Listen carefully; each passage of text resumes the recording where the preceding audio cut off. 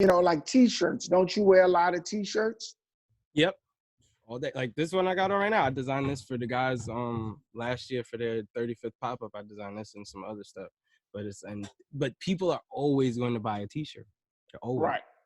Especially Right. for something they like. No matter what generation it is. Right. Exactly. And that's the thing. Because for Run DMC, I feel like it was like a good tester for me because their demographic is typically people 40 to 50, the older generations.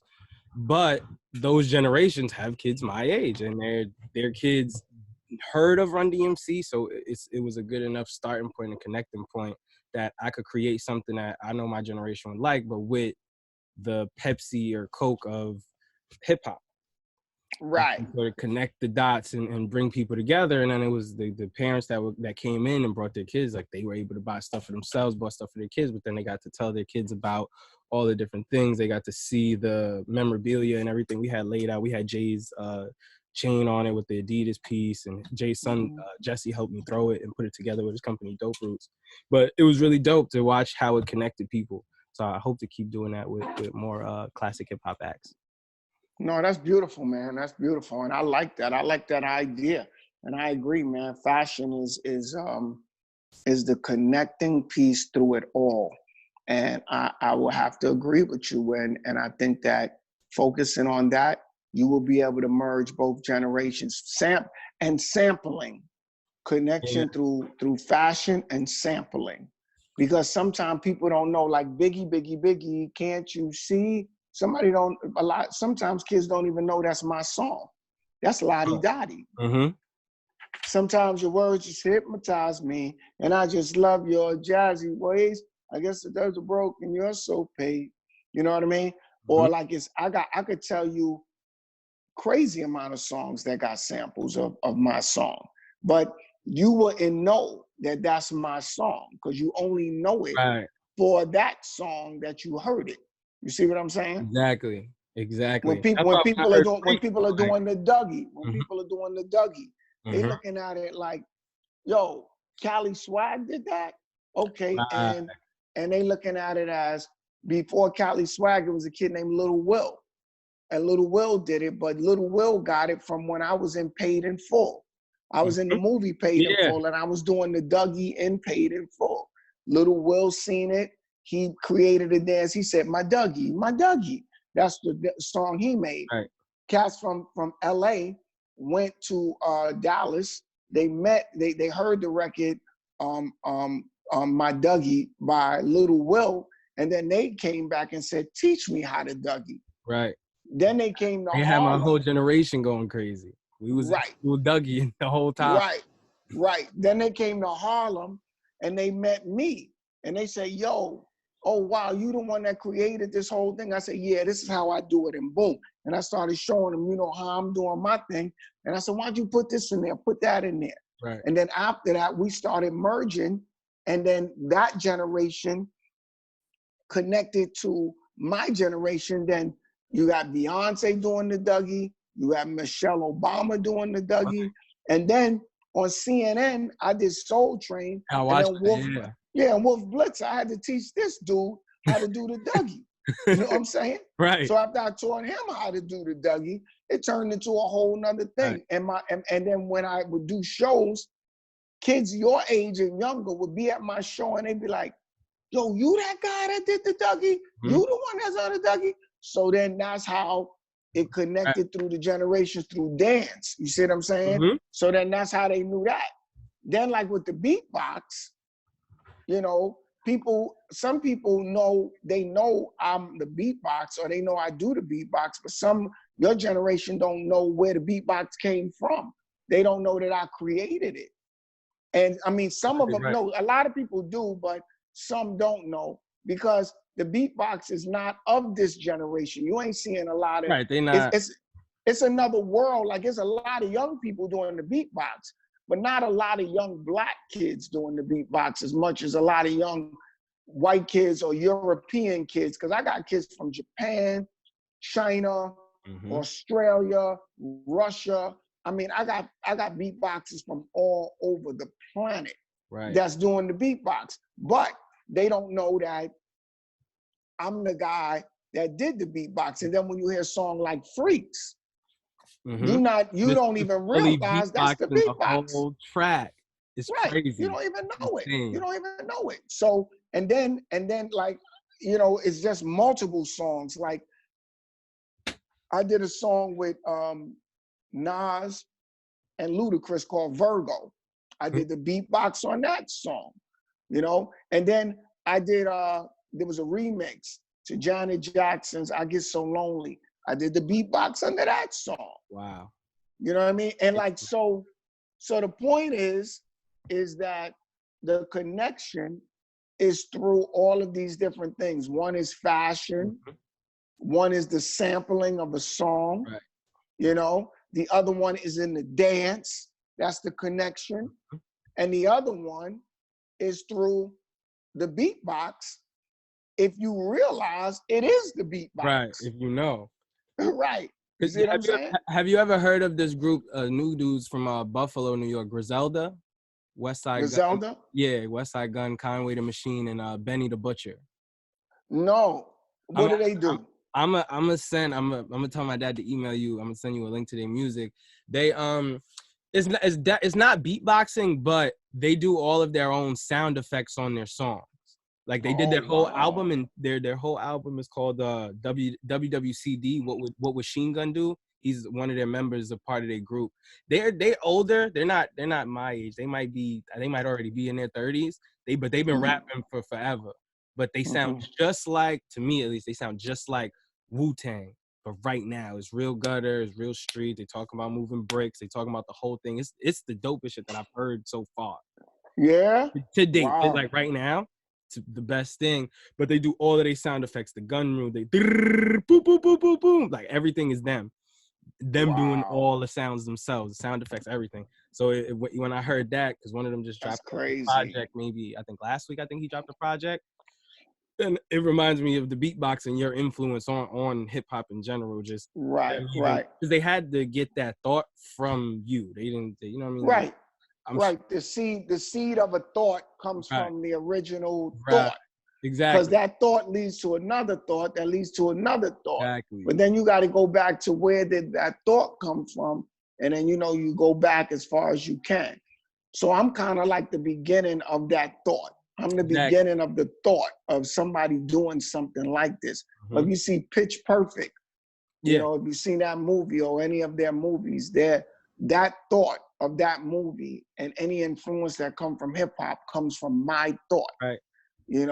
So that's how thoughts work. Thoughts connect to other thoughts, and then it connects to another thought, and it continues to go like that, and it expands depending on how creative you can get about the thought.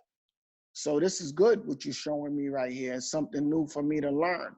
I'm always interested in learning about a lot of the new groups, the new conversations, the new things that they're doing, because I still love listening to new artists. I don't judge them.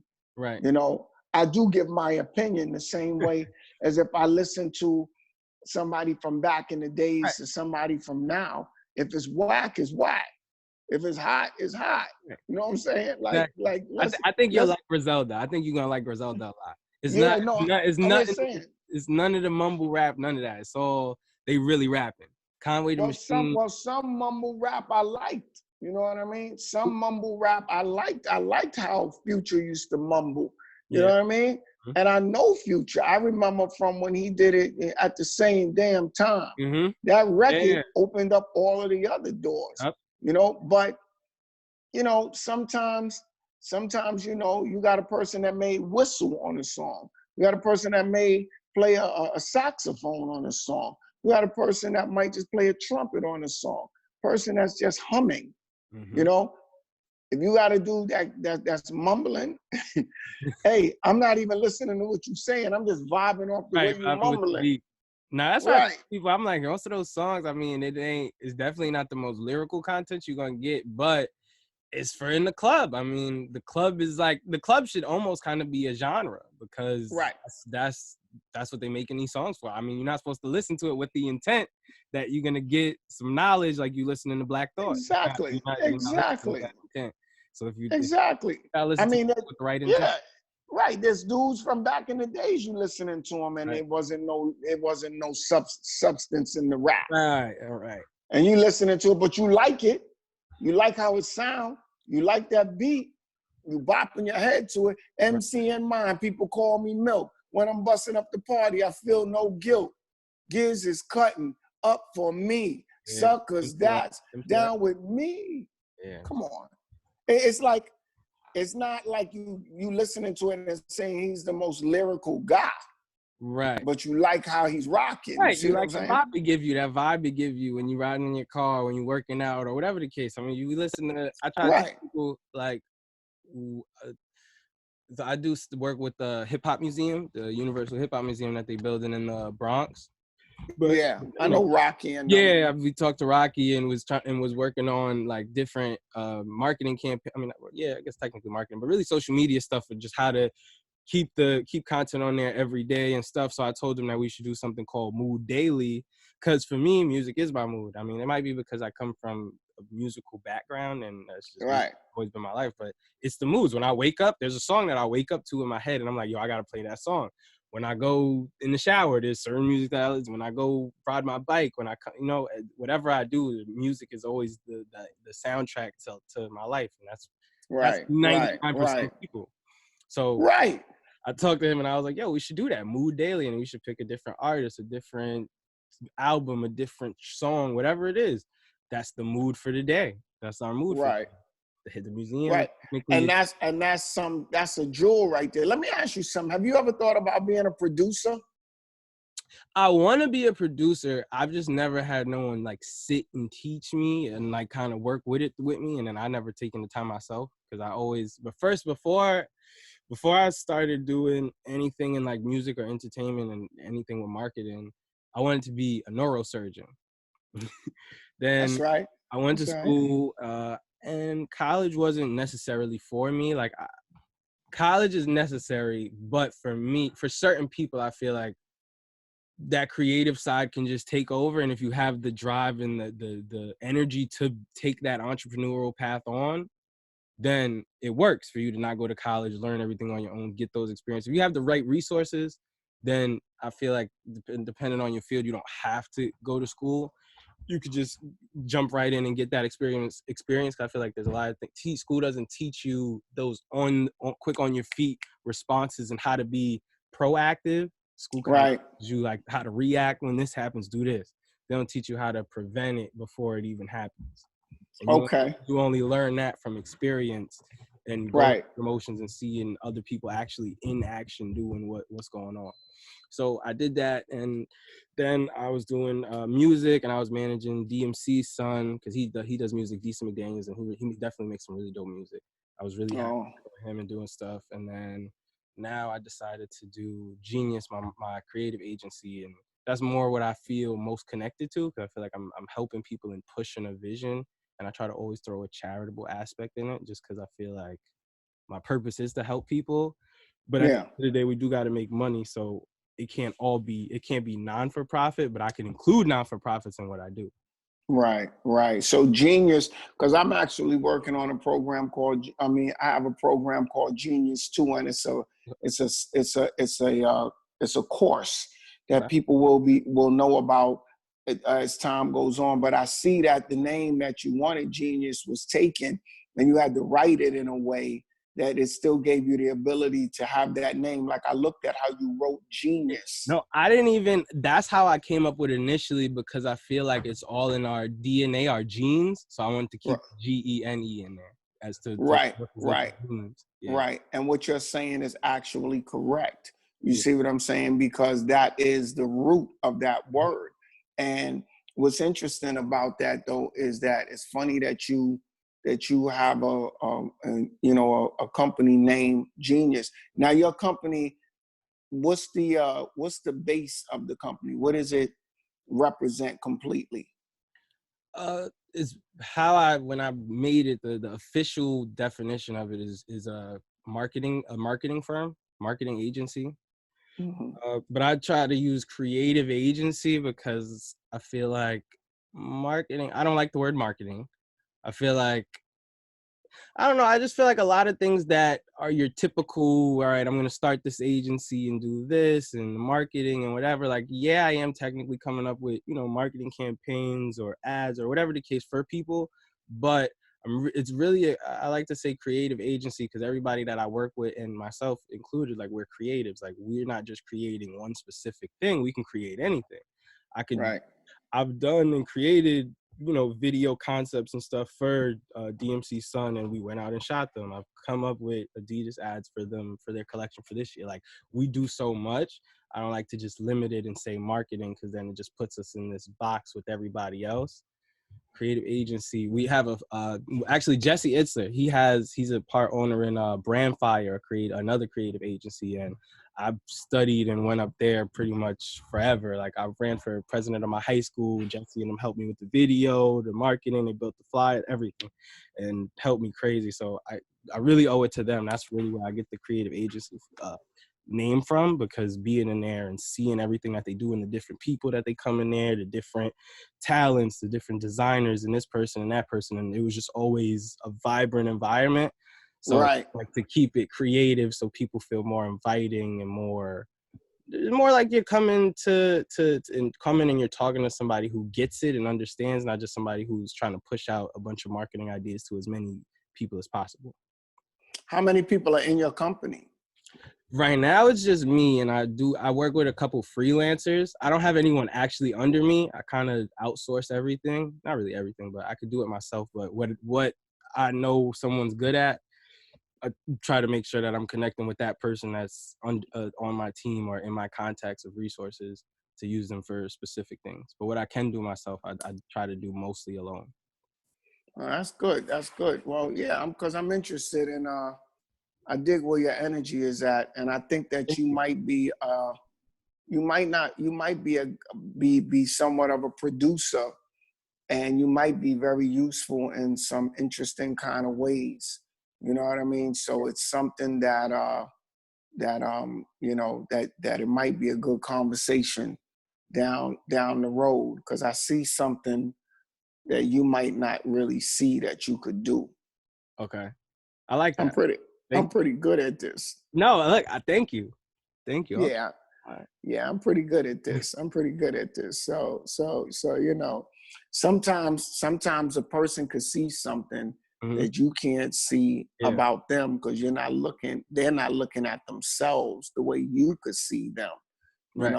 And I see some really interesting opportunities and potential to take things to another level. And you're the only guy in your company right now, and that's good. But finding somebody else to assist you, and I guess when that person comes along, Yeah. you'll know. I think I found the right person. I was talking to this kid I went to high school with, and he did something. Me and him were just having conversations about ideas and concepts that I've been coming up with while we've been on quarantine. I've just been coming up and just putting a bunch of ideas on paper. And he met with me in October and wanted to work with me because he's seen what I did with the pop-up shop. And then that's when I had first started, was in Germany with my dad and D, helping to design the Run DMC stuff. So he just wanted to see what I was up to, what I was doing. He wanted to know, what was going on, because he see me posting stuff and I travel. So he's like, yo, so what's going on? Kind of your typical, like, okay, what's this kid doing? Maybe I should kind of mess with him kind of thing. So at Right. first, that's how I took it. I won't even lie. That's how I took it. So me and him were talking, but I was kind of like listening. I was more so putting it on him, trying to see what his motive was and what he was trying to do, because everybody got a motive, and I get it. If you see Everybody got a Right, if you motive. see somebody doing Some is good and some something is bad. right. And then, I put him on ice for, the winter, and we went away on a family vacation and we came back. Me and him talked a little bit, but just a couple weeks ago, I was like, you know what? I got all these ideas. Let me hit this kid up. Let me pick his brain. Let me see where he's at with it. And I talked to him, and as soon as we had a great phone conversation, but as soon as we got off the phone, he texted me back something about an idea, and he was like, yo, we can present it like this because we're a company of whatever. And the fact that he was already using the words we and we're, referring to the company as like it's his own. I like that a lot. I like that a lot, because I was like, okay. That's teamwork. That's teamwork. That's a step towards teamwork. I like that. Right. He was already jumping off. He jumped Right, off already. Right, exactly. right, So I was right, like, right, okay, right. that's a good step. So I think he's probably gonna be the first actual employee under Genius that I'll probably throw on the team though, because I liked his energy and he's just been really good back and forth, checking up on me and ideas, asking if I need help, any whatever. So I Mhm. might have found one so far. That's good. That's good. That's good. Well, there's some levels to this thing, man. So it's great. It's great that you're looking at it like that. You know what I mean? Because see, a team is a very important thing. Like when we was talking about the Get Fresh crew, I knew at the time in hip hop I needed two of the best DJs, and I knew the one that I had was good, but I knew that he needed to be even better. So I had to team him up with Barry, and when I teamed them up, and they got together and they started cutting, Barry was taking his levels higher, Right. Will was taking his levels higher, I was taking my levels higher. Like you can't get higher unless you're working with people that's ready to take you higher. You know what I mean? It's kind Right. of, you could level off. So that was my team. And I knew that I needed a crew. I knew I needed a team to support me with my ideas and the things that I was doing. So, but sometimes it organically happens. It doesn't always just happen Right. instantly. Sometimes it takes you time to Yeah. find the person. It's like a basketball Yeah. team. You trying to find that right dude that's Mm-hmm. going to get you the ring. I'm You know what telling I'm you, saying? because I didn't talk to a bunch of people and they like, yo, let's work together, let's do this, let's do that, and it's like, I mean, even last year when I did the pop-up shop with Jam Master Jay's son, I used his company and his team because they were already established. I knew they were trustworthy. I knew that they did stuff like this before. So Right. I just, worked with them and teamed up with them and reaching out to a couple people to even try to get them to be a part of it. They Mm-hmm. were slacking, so I was like, I just gotta wait. I waited a while until I think I waited until we did the pop-up shop in May. I waited, yeah, probably until a whole I'm going on full year and a half now until to really start even picking anybody for my team. Cause I came up with the idea for Genius maybe like 2.5 or 3 years ago. Mm-hmm. I came up with the name. I'm really good with coming up with like names and certain things. They come randomly and I'll write them down or I'll keep them or I like them and I'll just use them as like a Twitter name or something like that. But I Right. know deep down in my mind, like I could use that for something. I just don't know what yet. But I'll just Right. keep it and then full circle Genius. Yeah, because you like the name. Yeah, Yeah, yeah. just had it. Some Well, certain things you just get that feel in that ring and then, but absolutely, it took me a while before I would really be like, I trust my vision and ideas with other people to elevate them, because that's really what it is. I mean, a team elevates everything that you got, like you said. I mean, if I got one idea, I know for a fact that my interest alone in one idea is going to last, let's just say, a week, but that next person's going to carry it the whole rest of the way and finish it off. And I right. a lot of ideas, I'm very all over the place by nature. I'm a Gemini, so it's a little I'm a little all over the place, Yeah, but but your creative energy is pretty high. It's a yeah. very high. Geminis and Virgos Hmm. are very extreme. Like you're very analytical, Yeah. so you're gonna break things down in a way that Yeah. most people don't break things down. So Right. that's part of your gift. You know what I mean? And you're all over the place, but you always come back to that place that you need Right. to come back to. You know Exactly. what I mean? So your creative process is your creative process, and you're gonna learn more and more about it. But I definitely see you as being a person that can, like. Let me ask you this: Do you rap? Do you rap? You rhyme? I've written a lot. Like I probably got like 3 mixtapes in my notes, but I've never tried to rap. I've written song. Like what I do is I see where that's why I can see where you get with the producer thing. What I've done a lot of the times is come up with beats in my head, but I don't know how to create those beats and make them actual beats. So once I got it in my head, I'll just loop that beat in my head right to it and just call it a day. Just so I wrote that song, but I've never been able to actually sit and make the beats that I would like to make. If I could do that, I probably would try it, but I've never been Mm-hmm. actually able to do that myself. And I haven't met a producer who could understand enough of what I'm talking about verbally to even try to find the right instruments. Right.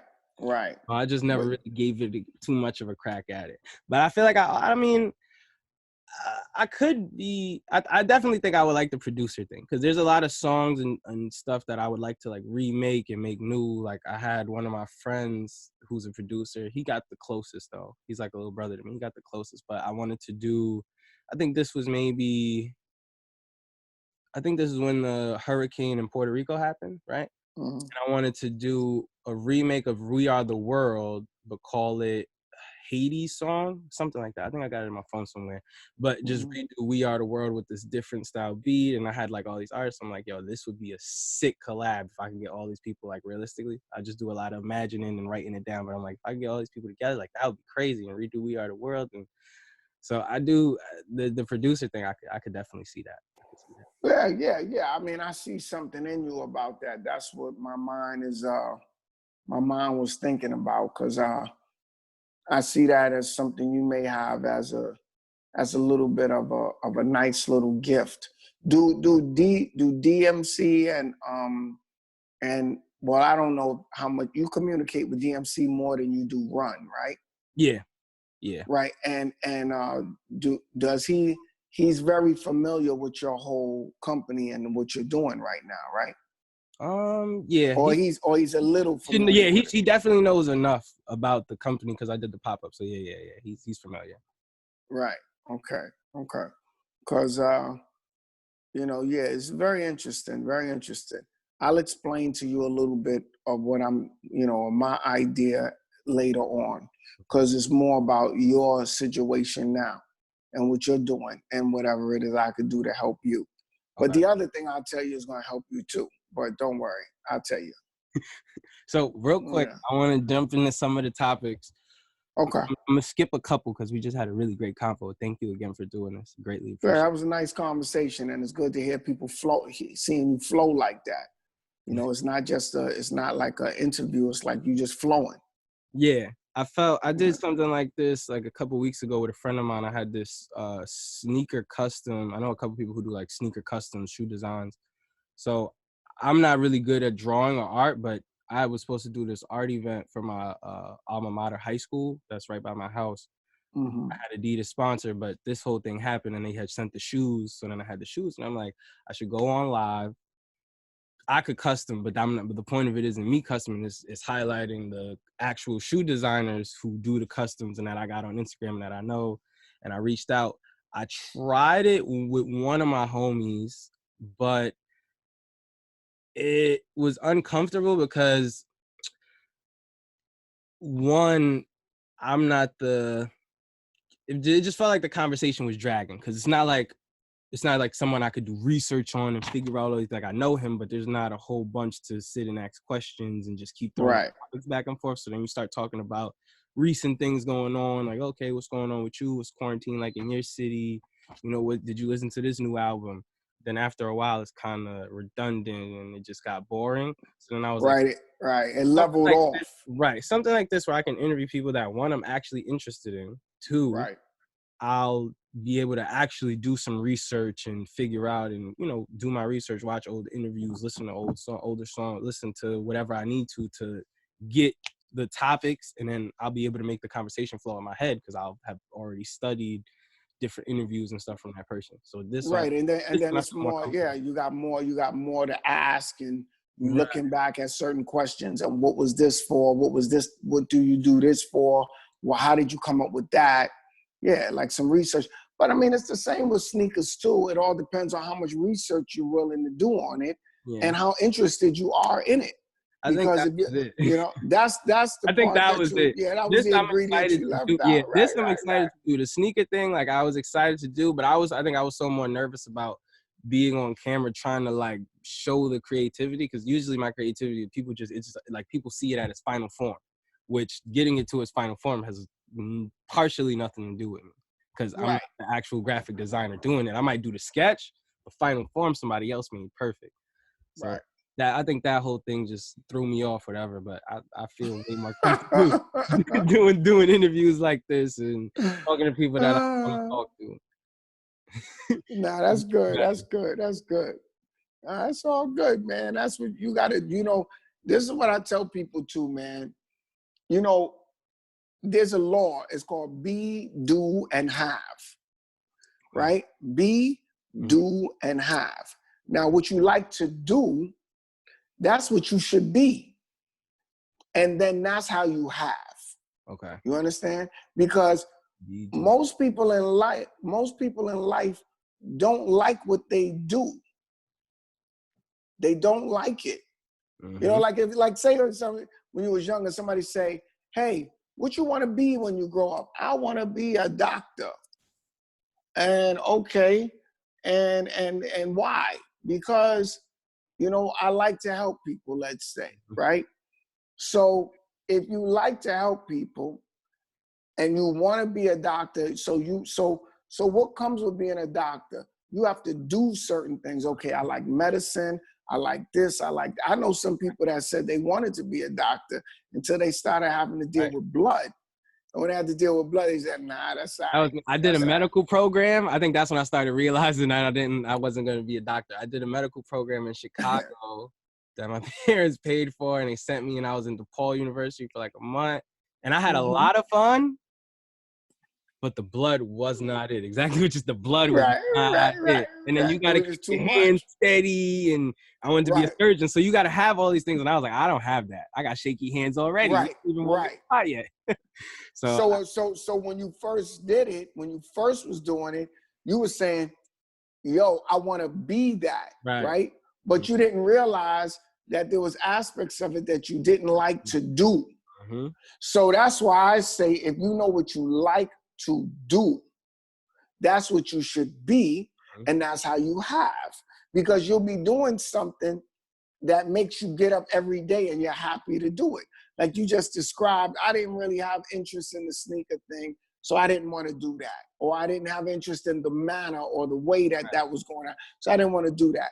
I have interest in this because I like to do this. I like to research. I like to know. I like to understand this dimension of hip hop in comparison to the other. So since you like to do that, then this is what you should be. You should be more involved in this particular thing, and that's how you have, because you'll do it with a passion. See, and when you do it with a passion, you'll wake up every day feeling excited about it. You know what I'm saying? It's like going to great adventures every day. It's like you're feeling good. So, and that's the key. Passion makes money. Money never made passion. Right. Exactly. You see what I'm saying? 100%. Passion makes money. Money never made passion. You can make money at something. It don't mean that you're passionate about it. And at the same time, you're not fulfilled. You're not happy. You know, you're not feeling that adrenaline rush, that excitement. You see, so you doing what you're doing now is fulfilling that excitement for you, that rush. So it's great. It's great that you're doing this now in your life, you know, and it's good that you found that place that some people don't ever get to find. Right. Sometimes people don't get to find that place, so they do things all their life that they don't like. Right. And they stressed out. I mean, God damn it, I gotta get up and do this. Man, shit. You know what I mean? That's the mindset. They gotta wake up every day and go to that job or that place or whatever. Right. And you see him, hey, hi, Mr. So-and-so. Man, what? Leave me alone. Right. And you be like, damn, what is that? What happened to you? Right. And they usually mad because they doing something that they don't like. So it's very important in life to love what you do, and that's what you should be, and that's how you have. That's a natural law. If you follow that law, I wrote it down. Yeah, it's a very simple law, but it's a fascinating law. See, as a kid, all I did is what I'm doing now. Like, I've never had a job. I never worked for nobody. I never had a job. You know, I've been doing this since I was like 13, 14 years old. So I've been running around doing music, rhyming, you know, writing rhymes, doing the beatbox, and, you know, and getting on stages and performing and making records, and, you know, and you got ups and downs. But all of the ups and downs I was cool with because I love it. I love what I do. Right. You see, so when you love what you do, I'm telling you, don't believe what nobody tell you. I'm telling you the truth. It's like waking up to heaven every day. You see, even when it's raining outside or it's storming, you still feel happy about what you're doing. You still are excited about what you're doing. You still feel that Yep. that fire. You know what I mean? Yeah, because I've had a lot of people, especially in the past couple of years, when I didn't want to do college. Of course, my parents was mad. Of course. They got over it once they realized that I had the extra hustle in me to do other extracurricular things and make side money and so forth and so on. Mm-hmm. So that worked. And then I know a lot of my friends, even now, like for the past 2 years, trying to figure out genius and what exactly that thing that I'm going to be is. I wasn't working jobs. I would do little things, go do Comic-Cons with D and my dad and work the booth for them so they'll pay me that, and then try to do That's right. doing stuff with DMC son and trying to figure out him and do the whole thing. And people are always like, yo, you're not making a lot of money though. Like why you just don't go get a job, work, save up, put it all into your company, whatever. And I'm like, because the knowledge that I'm gaining from you doing what I'm doing right now, even though I am spending money that technically I should be saving because I don't got a job, but Right. it's working out in the long run because I'm gaining all the knowledge that I need. So then when I am ready, I got it. And right. That's good. That's right. And either way, I mean, It's an investment. It's an right, investment. exactly. That's pretty much what it is.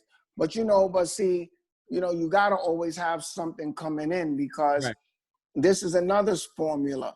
When your outflow, which is money, right? Which Mm-hmm. is outflow. I'm waiting for it to come back. Yeah. Yep. If your outflow supersedes your inflow, right? That's how you get into a state of insolvency. Because you spending $100 a day, but you only making $100 a week. Right. So now you tapped into your savings and you're going crazy. You can't live that lifestyle. Yeah. Oh. If you live that lifestyle, you're done because it gotta always be something coming in. Now, if you're making $100 a week and you only spending like $50 a week, now you good because you're not over your threshold. But most people can't balance that out. Mm-hmm. Most people want to spend way more than they really have. And that's where you got to learn how to live not above your means and not look at everybody else and see what they got and what they doing. You got to run your race at your own pace. You can't run your race at everybody's pace. Because if you do, you're going to smash your face. You know what I'm saying? Like you ain't going to be happy about where you at. You trying to keep up with this one. I know rappers that used to say, this one got a Bentley, I'm going to get a Bentley. This one got a plane, I'm going to get a plane. Nah, you playing the wrong game because your paper may not be the same as this guy's paper. You see what I'm saying? Very important to stay clear on what is it you have and don't have, and stop trying to front like you have more or just as much as that guy. And it's okay that you ain't got as much as him, because guess what?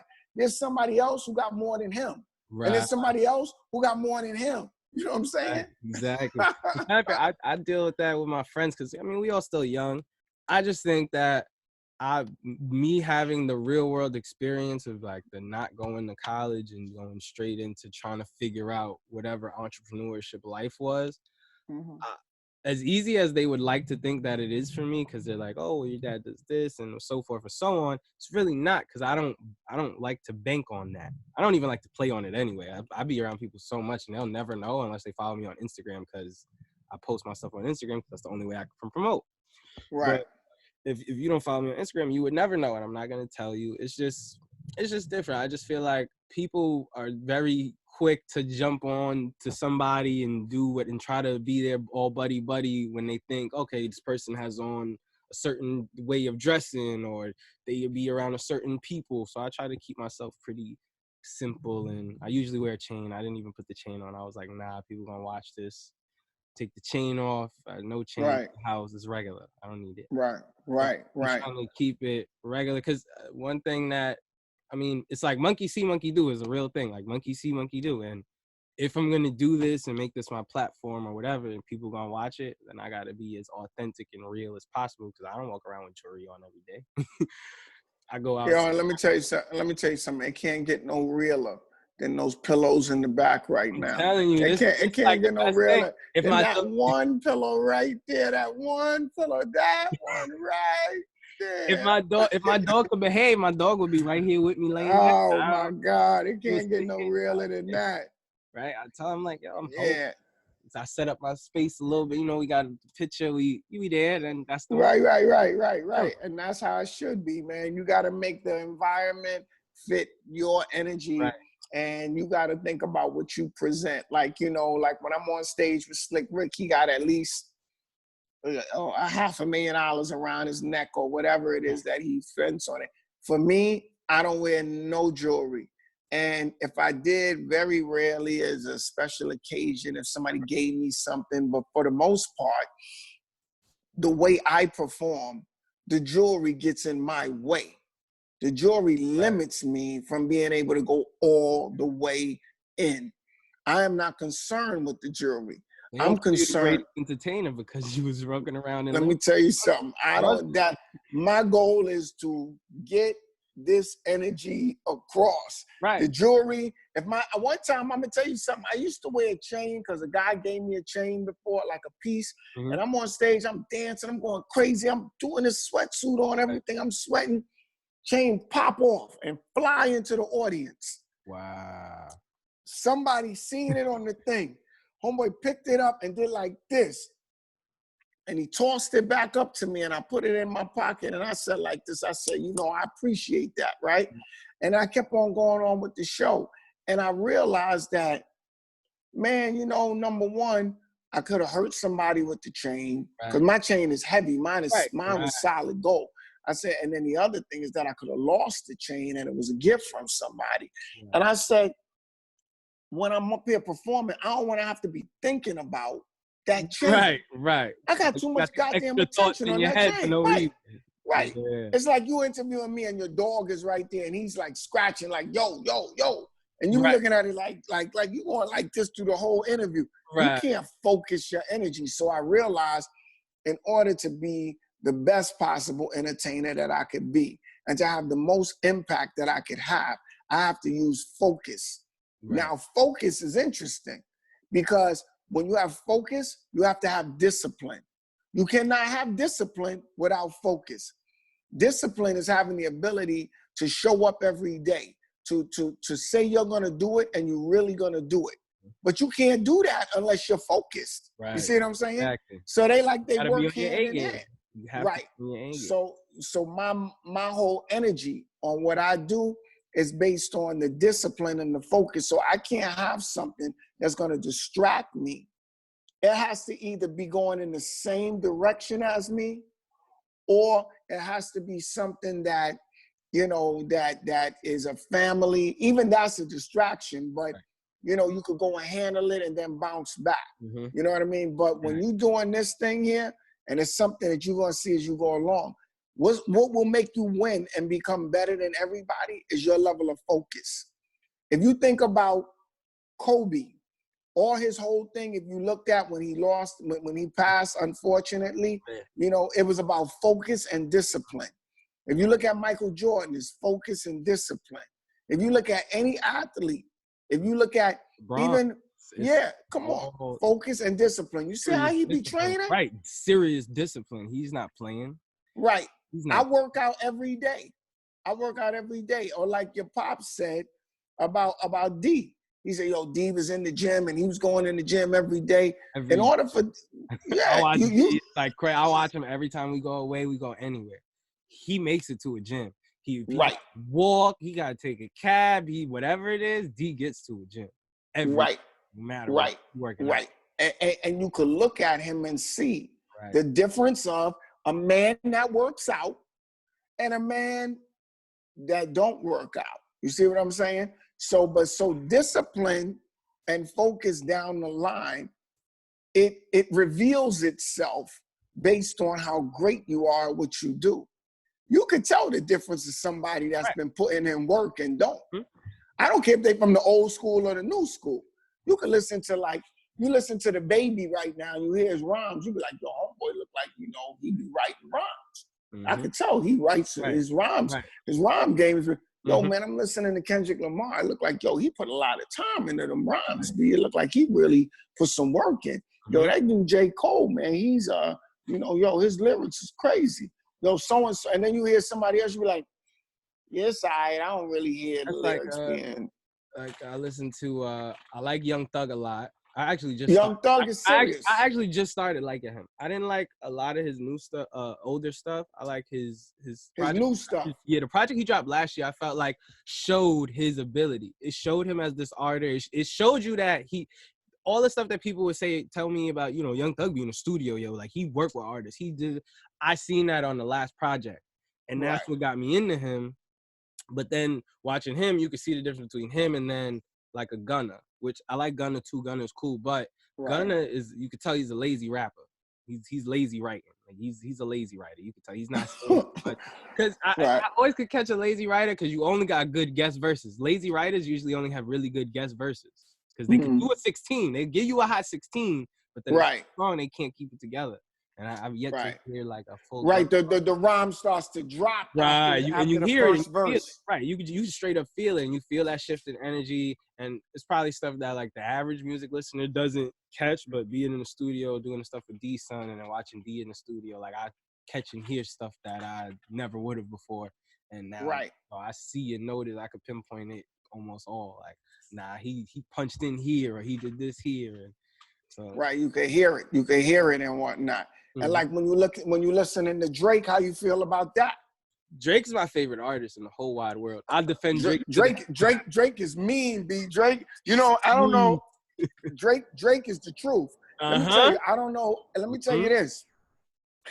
Drake make records. Drake make hit records. Like Charlemagne is coming at him saying that record about him doing the dance record.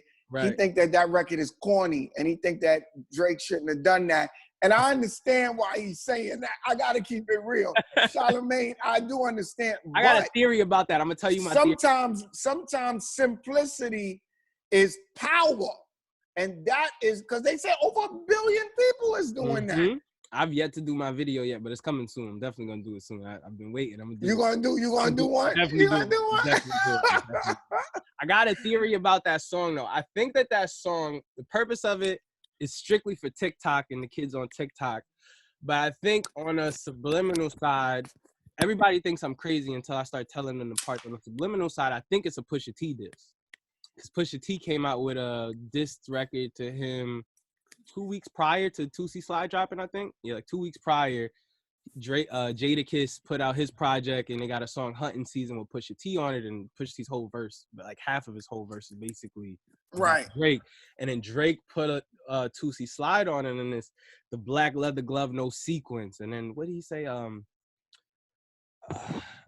He said basically we about to slide. We can't let this one slide. So that's in reference to the thing. And then I was listening to the rest of the songs, and it's We Not Tripping, we'll just see him in the summertime. It's just certain little subliminal lines he got in there that I'm like, he's talking about Pusha T. I know why. And the song is fairly recent. He just fairly recorded the song. Right. So I'm like, you just barely did that. He wasn't like, he tried to come up, I forgot, I think he did a story, interview, and he was saying he came up with the track on tour with Future. But he just finished it because none of those lyrics would have correlated to when he was on tour with Future. Him and Pusha T wasn't. That was before all of that had just happened. Right. So I was listening to it, and I was like, this might be a Pusha T. But I'm also, I'm a super Drake stan, so I analyze like every lyric, every whatever, and try to pinpoint it and figure out where it's at, what's the correlation, what's the entendre, what's the whatever it is. I think he make great songs. Amazing. I think he make great songs. I had to switch because my battery was dying, and I didn't want to lose you. Okay. But yeah, he make great songs. And to me, I think that look, pound for pound, every time he comes up the bat, somebody is coming home. Right. Somebody's coming home. Right. Nobody can front on Drake. Drake used to hang out at my house. Wow. Drake hung out with my sons. He was over there when they was all making records. He would come through and he would be there and he would be kicking it with him. And him and my son are very, very good friends. Wow. You know, because my sons rhyme really, really good. You know, they're serious. What's their artist name? Well, one is called Slim, Drop Top Slim. You know, another one is called Trips. You know, they got a group called Square Off. And then my other son is Fearless to God. His name is Shem Blaze. He rhymes. And then my other son just recently got into it, and his name is Joshua. And he don't have his stuff online yet, but those three. Okay, I got huh? I wrote them down. Yeah, those three. It's a serious situation. I mean, and you'll see what I'm talking about. And they remind me of you because they have a combination of everything that came before the new stuff, and they understand the new stuff as well. Right. And I think that a person that can understand both worlds like that is a very important person, and that person is going to be necessary in elevating the game to the next level. 100%. You understand? No, that piece is important, and that's what Drake kind of does. You know what I'm saying? He combines both of those worlds because he grew up in that world. He was around my house. He knows who I am. He knows what the deal is. Exactly. But he also got, you know what I'm saying? He got the influence from me, from Wayne, from all of that. Exactly. And then he also is looking at everybody that's the most current and the new guy now. And he's combining all of these things. Yeah. And that's why you enjoy him. You know what I'm saying? That's my opinion. Because I feel like Drake's music ages very well. Like, because when he first makes it, when Drake first came out, as a high schooler, you kind of sort of relate to what he's talking about, but you really just like Drake because he's just making dope music. But then when you get out of high school and you start to listen to some of those older things and you're actually going through certain relationships with women and certain other life challenges and certain things, you're still there as a fan because now it really relates. Before it was just a hot song. Now it's like, oh snap, this is life. Like, yo, I need this. I gotta listen to this. Like, I totally relate. And a lot of his music is aged super well, I feel like, to me, because he started and was that guy he is that guy for my generation, but he's like growing with us almost. It's really like he's growing with us this whole time. And I'm gonna tell you, and I told people a long time ago, I said the next hottest MC, the next hottest artist is not gonna come from the US. He's gonna come from another country. And I said that right before Drake came out. And when he came out, everybody's minds was blown because I kind of navigate through hip hop and I understand a lot of the dimensions that people don't know. I mean, or I don't think that they really understand like me. And I think the conversation became too repetitive in the US, and every rapper was trying to talk about the same thing. That when Drake made himself a little bit more vulnerable and talking about like, you the best I ever had, you know, nobody really wasn't trying to say that kind of thing at that moment. You know what I mean? In my opinion, that's my opinion. He made that vulnerable, melodic, the A Boogies and the J.I. I don't know if you heard of J.I. from from New York, but like he kind of paved the way for all of that melodic, talking about your feelings, being vulnerable. Like I think A Boogie is, I don't want to call him a Drake clone, but like he's a product of what Drake came in with. He's a product of your feelings and saying this girl hurt you or broke your heart and she did this and she did. All of them have become products of that and talking your feelings on tracks. Well, everybody got to be a product of something. You see what I'm saying? Everybody has to be a product of something. Nothing just comes out of just nothing, meaning like something has to occur in order for somebody to come out and create something else new.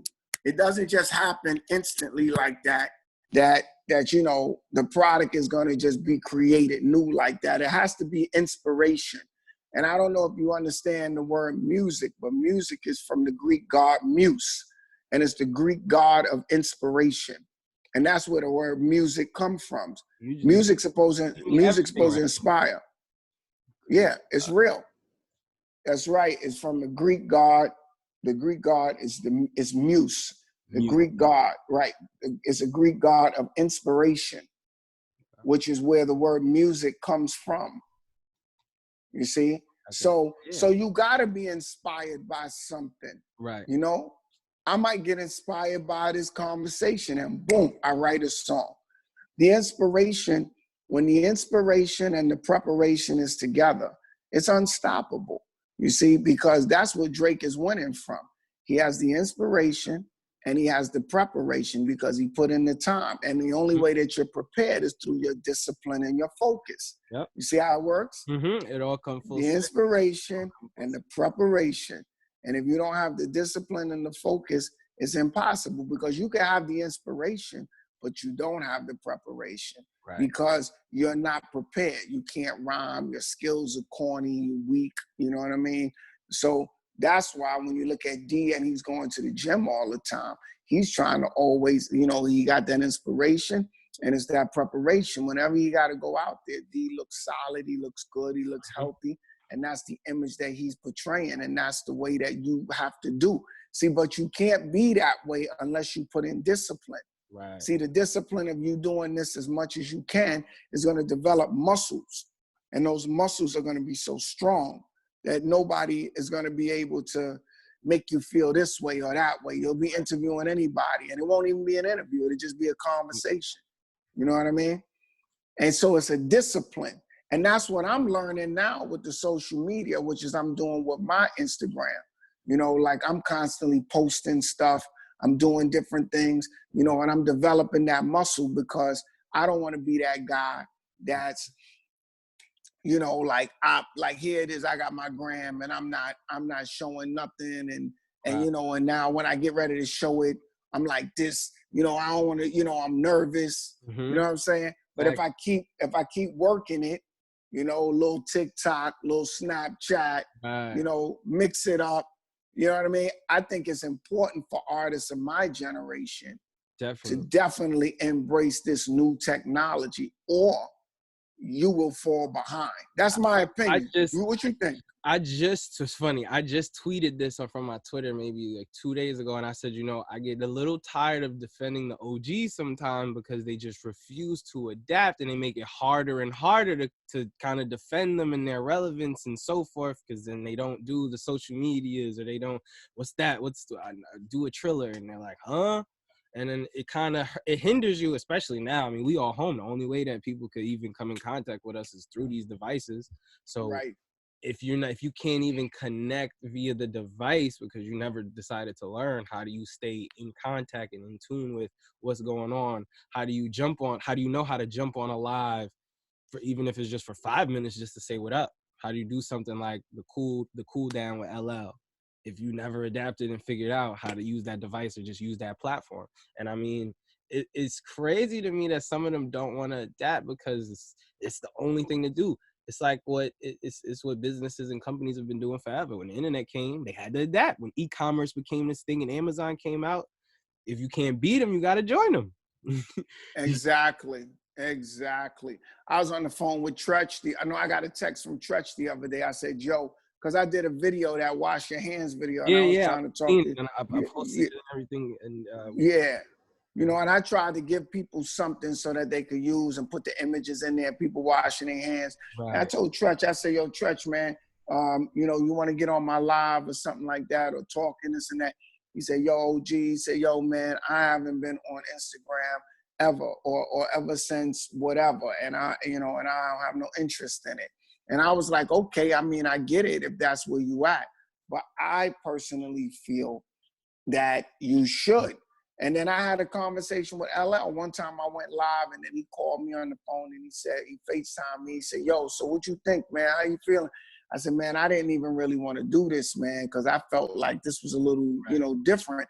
And he said, nah, man, you know, you gonna get it. You gonna keep doing your thing, And he was ahead of it more than me, you know. Right. And then after that, I listened to him, and I was like, you know, as much as I know, I have no problem saying that, you know, talking to him gave me that ability to go, you know what, yeah, I need to step my game up. So before I looked at that, but he just certified that if you're trying to be involved with anybody at this particular time, you must get on your social media game. You must.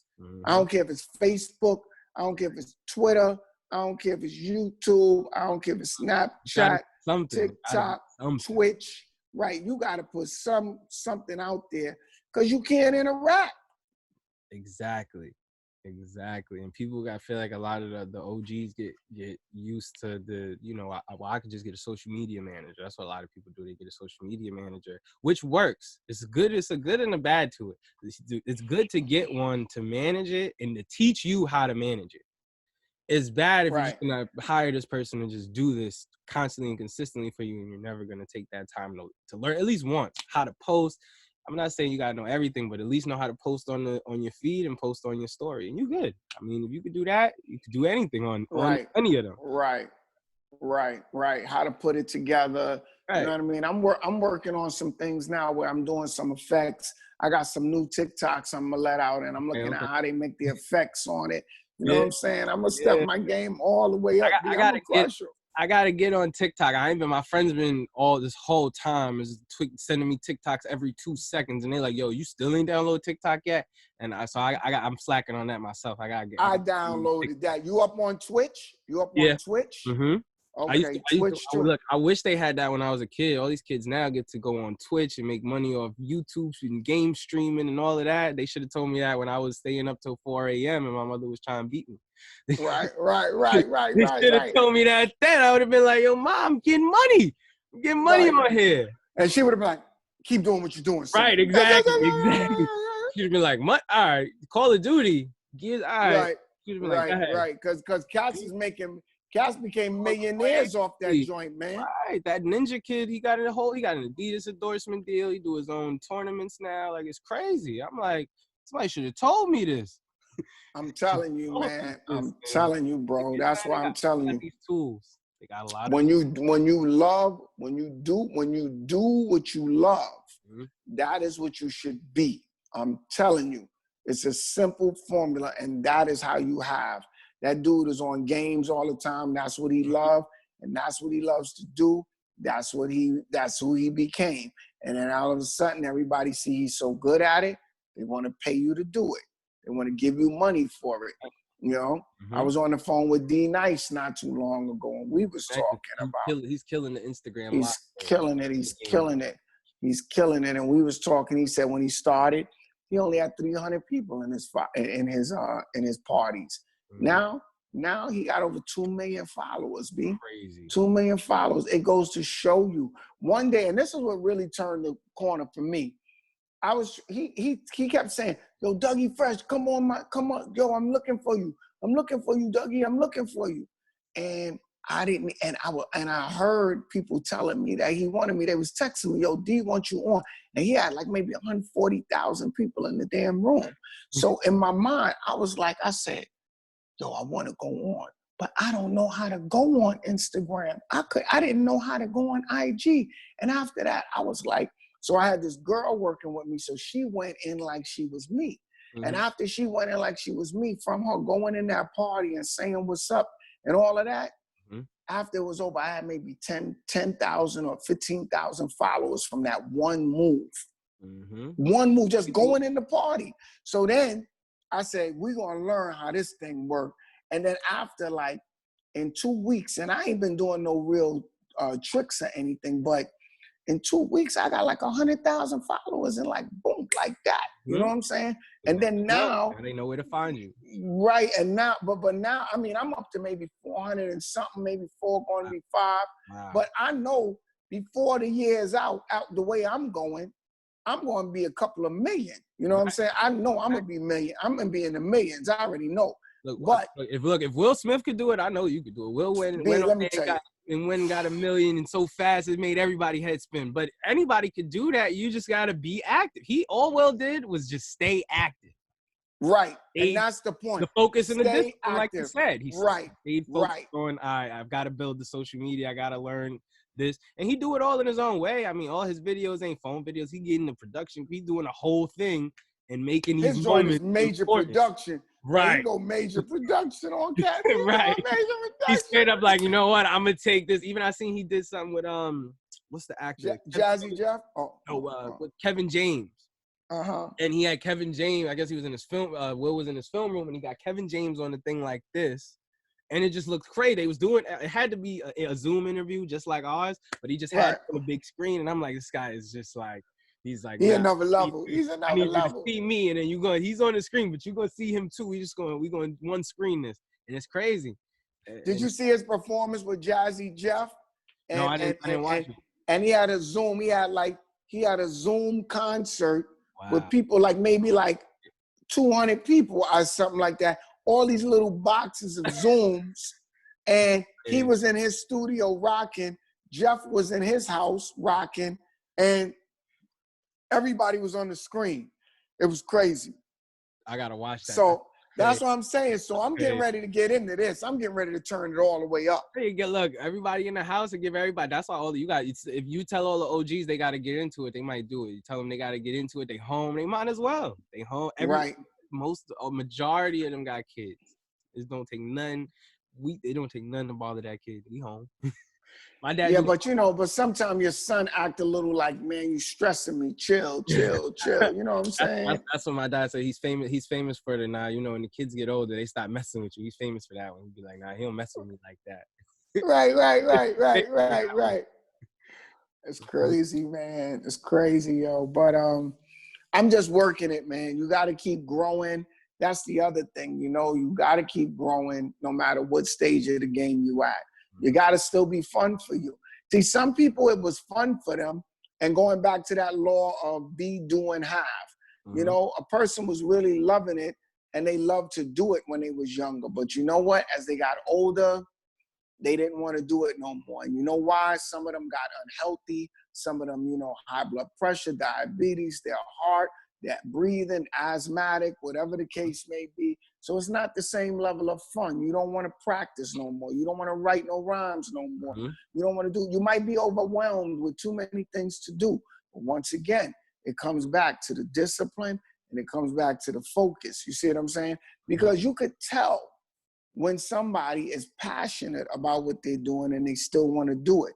So this new technology edge, some people may not want to do this and they're gonna fly, they're gonna fall to the background because they don't want to interact like this. It's hard. They don't want to make that adjustment, which is okay. But unfortunately, you got to make this adjustment if you're trying to stay in the game. Exactly. That's very important, man. That, in my opinion, it's just my opinion, So I want to ask you about kind of how you feel. I know you were probably, I want to say, you could give me the facts on this. I want to say you were probably the only rapper from your time that owned 100% of his masters. I mean, I think 100% of your production, and you had the master split, I think at first when you first started. No, with the masters, well, I owned my masters.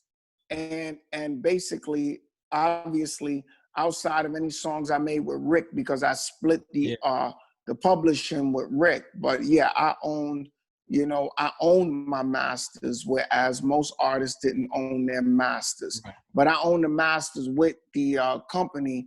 And the reason why is because my first records, I paid for them to be made. I was about to say, you got a philosophy that I love, that I was watching one of your older interviews. It wasn't that old though. I think from a cruise. You guys was on a cruise, Soul Centric or something like that. Centric Soul Cruise, something like that.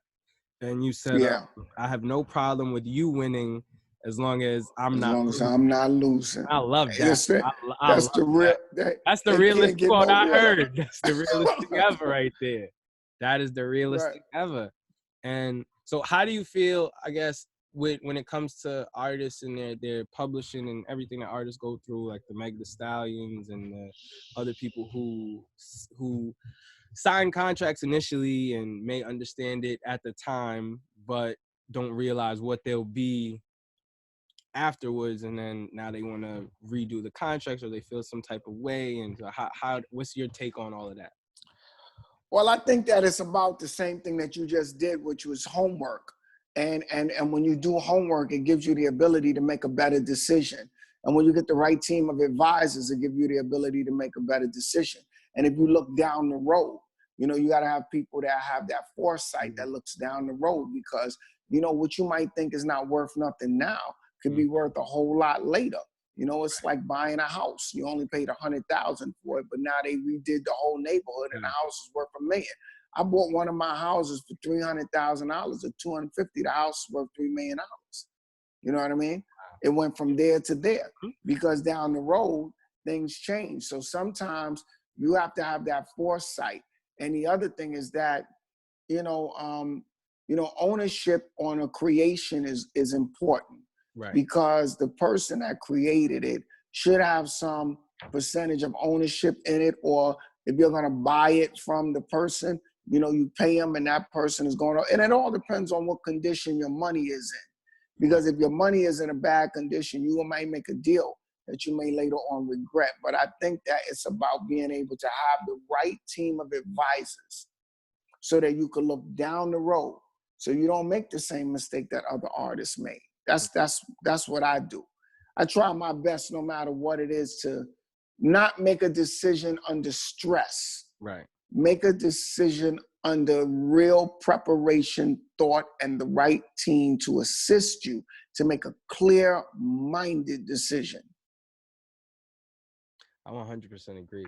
That's like, I mean, people get on me for this now with business and stuff. So with certain ideas, like, cause a couple of my friends have come to me with like real business ideas, like stuff that's really good, and they already got investors and stuff for it, and they asked me to be a part of it. But I'm the person, I will meet with you, I'll listen to your idea, I'll do the whole thing, but it takes me a long time to really something in my, if I'm really interested in something, it'll click in my brain immediately and I'll be able to break it down for you like right then and there, and all right, this is what I think. But most stuff, especially when it comes to business stuff and investments and whatever, I try to really be super analytical with it. And a lot of people get mad at me because it might take me, sometimes it takes me a month to get back to you, but it's because it really did take me that month to figure out whatever it is I needed to figure out before I came back to you and asked you a single thing. And it could be there's two parts to that. One is that, here's another quote: procrastination is the enemy to success. Procrastination is the enemy to success. So procrastination is out of fear. That's when somebody procrastinates, I don't want to do this, I don't want to talk about that, I don't want to, because you have a certain level of fear in there. Now that's one form of a delay. Now there's another form of delay when you're doing your due diligence. And when you do your due diligence, sometimes it takes you time to go over what it is, because this is a big decision. If you're talking about getting married, you got to do your due diligence on that girl. You better do your due diligence if you're talking about marrying somebody, because you might be marrying the person's, like they always say, when you meet a person, you normally meet their representative. You don't meet the person, you meet the representative. And then later you meet the person, and the person may not be who you thought they were. You see what I'm saying? So when you do your due diligence, it gives you the ability to make a clear-minded decision. And then when people have a problem waiting on me when I make decisions, I tell them this, and this is the question I always ask them, and then they leave me alone. I say, do you want it right, or do you want it right now? And then they'll go, do you want it right? Do you want it right now? I like that. There you go. Because you could have it right now and it ain't right. Or you could have it right and it ain't right now. Right. So you're going to have to be patient to wait for me to do what I got to do to make the right decision. Because as long as you know you're not procrastinating, long as you know you're not afraid, and all you're doing is doing your due diligence, then you should do your due diligence and do it like you got to do it so you can make the right decision. People make decisions under pressure and they make the wrong decisions. And I don't like to do that. I've told plenty of people yes to stuff, or yes, I'll do this, or whatever the case. And then when the time comes, like, let's example, right now, funny, I told my friend, give me that I had to postpone your interview to 4:00. I hit him back around 5:36. It's 5:22. He's calling me now. Yeah, and I got somebody I suppose that done that too. But and I'm like, but they always get me, and they're like, yo, you say this or that and this whatever, and I'm like, yo, like, I do take probably way more time than the average person, but anytime I do take my time, so I promise that I'm coming back with the 100% full mind to get Right. you and get wherever we need to go. Right. But the part I'm learning, and I'm gonna tell you this, is that you have to have the consideration to the other person to Yep. say, hey, yo, man, this thing is gonna take a little longer than I thought. Maybe we could push it back an hour. Is that cool for you? No, all right, well, we'll do it tomorrow. Or, yo, okay, it's an emergency. Yo, Doug, yo, so, okay, well, could we do this? And then we finish this time. But you gotta communicate. It's back to the same thing with the social media thing. If you don't communicate with the audience, they don't even know that you out there. You know what I mean? I was telling, a friend of mine today, I said, you got to communicate so that people know you still in the game. If you're not communicating, nobody really know you in the game. If somebody chop a tree down in the forest and nobody hear it, nobody don't know the tree fell. Right. So it's kind of like you got to keep it going. But I think with us, we got to learn how to just be a little considerate. Yeah. And because that person's time is important too. You see what I'm saying? So I'm working on it. I've been trying. I try to get better. I try to reply like the same day at least. Cause I get real. I'm an introvert, so I get real like anxious, and I'm like, I gotta answer this person, and then it messes up my mental, and then I'm like, nah. So I've been trying to get better with just nipping it right in the butt. Like, all right, yo, I got you. I'm gonna hit you back in a week. Versus getting all anxious, and then I be saying to stuff, then I actually got to do stuff, and I'm like, I don't need. And you be like, damn, and it's throwing you off of what you wanted to do. Right, and I'm like, what am I doing right now? It's crazy. You gonna learn. You gonna learn how to balance that, bro, and it's gonna be good. But this is part one, though. You know what I mean? Because I'm definitely looking at getting back in contact with you because I think there may be something that would be interesting. I want to toss at you.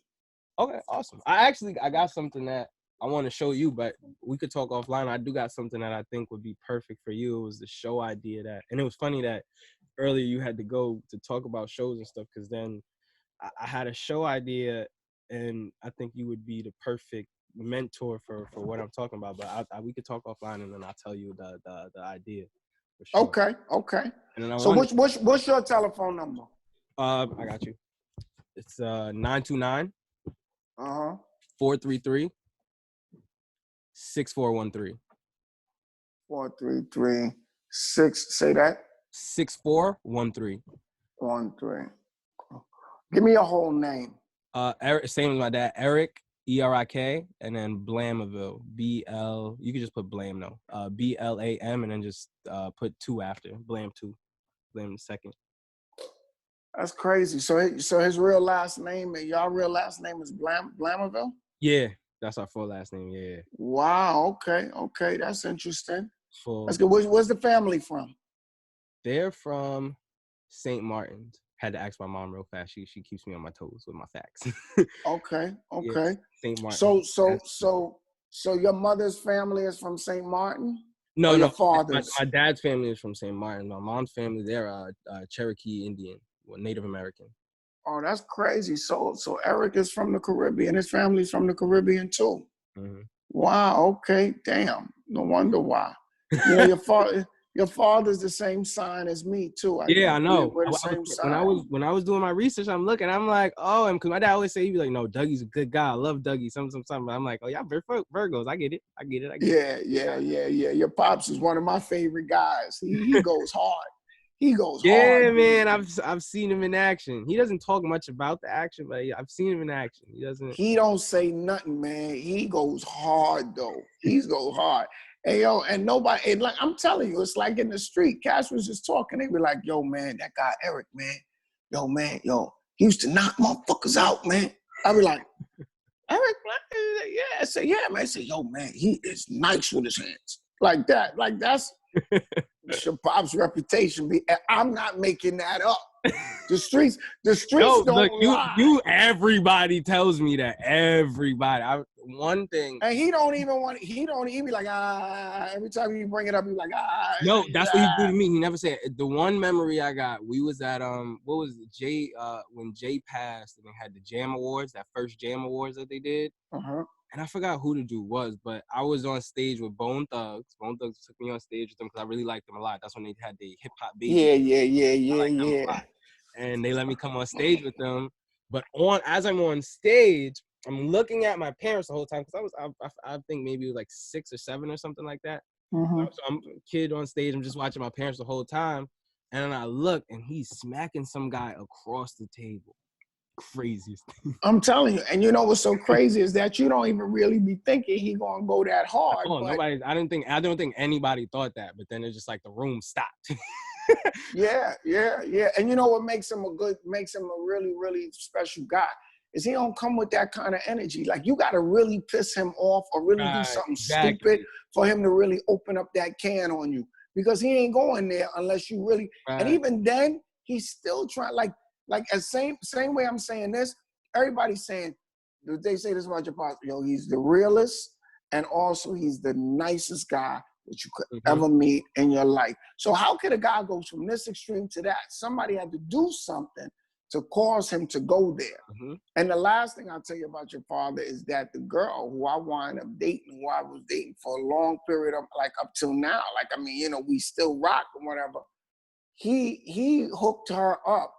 I called him one time when Jam Master Jay got murdered, and she's a reporter named Janelle, and she was doing a special story. I called him up. And I said, she's trying to get this story about Jay. And he hooked her up. And after he hooked her up, me and her stayed friends for years. And then later on, we started dating.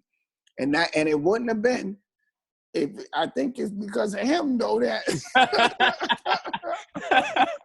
You know what I'm saying? So I'm thanking him, but there has been some migraines within the progress process, but But that's a whole nother subject. You know what I mean? We'll get into that another time. Look, I want to show you this real quick. It's a picture from years ago. This is when I was a baby, though, in LA with you and my sister and my mom years ago. Oh my God. Is that you? Yeah, in right here. Lift it up a little bit more. Yeah, there you go.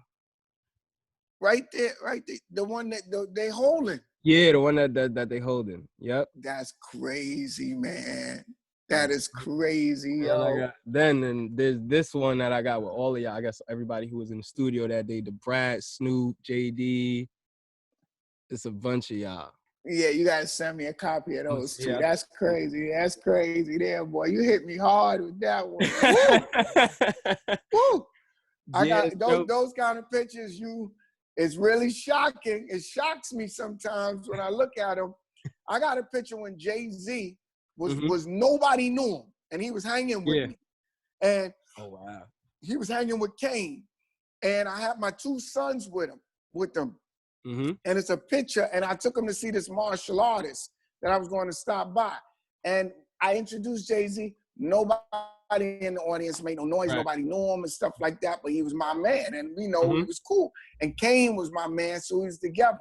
Long story short, that night he came back to the house, and that is the night he played Reasonable Doubt for me. Wow. And when he played Reasonable Doubt for me, he asked me, what did I think of it?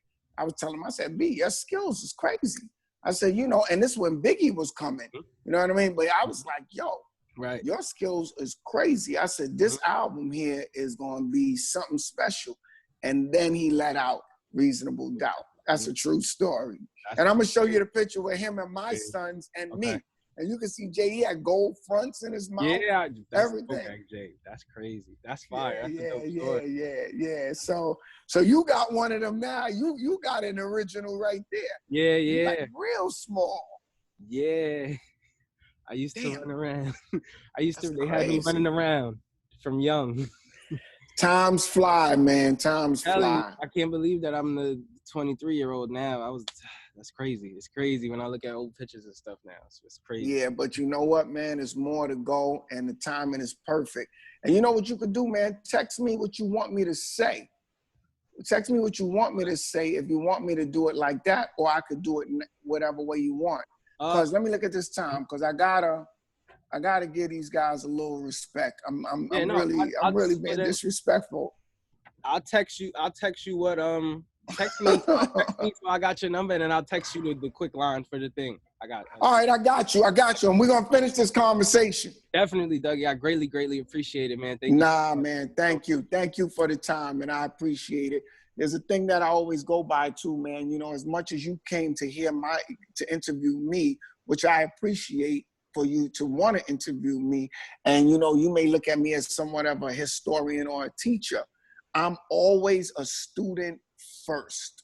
Amen. So no matter how much I know, the one thing I know is that I don't know everything. 100%. You're saying the one thing I know is that I don't know everything. You remember that. Because there's always something new to learn, brother. I try to keep it. I mean, even right now, I'm taking this like 3 online classes from MoMA and fashion and all art and all this other different stuff. I'm just trying to whatever I can learn. It's good. It's good. But remember the discipline and the focus. Definitely. Because the last one I give you, this is the one I'm known for, but it's one you can hold on to. It's an ancient Chinese proverb. If you try to catch 2 rabbits, both of them will get away. Okay. Because it's hard to just catch one. You see what I'm saying? Mm-hmm. And the reason why I'm using a rabbit, because a rabbit is the most bizarre kind of animal. If you ever watch a rabbit run, it's really an unorthodox. It's very tricky. You don't know which way it go. It could be going straight this way and out of nowhere, it just go boom, and then it go boom. Right? Mm-hmm. It's super quick. So it's the way life is. So I say that as if you try to catch 2 rabbits, both of them will get away because it's hard to just catch one. So when you find what you love and you do what you love and you focus the energy on what you love, the power of all your energy is going to be right behind that thing. And as long as you really focus and discipline yourself, you're going to pop. Trust me. I'm a living example of it. You know what I'm saying? Sir, thank you so much, Dougie. All right, my brother. I'll see you later, E. All right. Take care of yourself. All right. And I'll hit you up later. Okay. Thank you. All right now.